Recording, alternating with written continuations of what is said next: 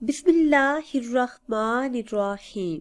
ناظرین، ایک نئی ویڈیو کے ساتھ آپ کی خدمت میں حاضر ہیں۔ آج کی اس خاص ویڈیو میں بات کریں گے خواب کے اندر سیاہ رنگ کا جوتا دیکھنے کے حوالے سے۔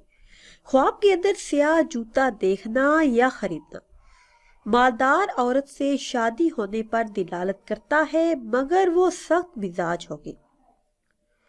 خواب کے اندر جوتا پاؤں سے اتارنا اپنی بیوی کو طلاق دینے اور جدائی پر دلالت کرتا ہے۔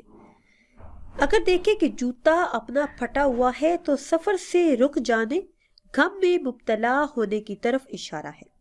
خواب کے اندر جوتے کے تسمے ٹوٹے دیکھنا عرصہ دراز سفر میں رہنے کی طرف اشارہ ہے۔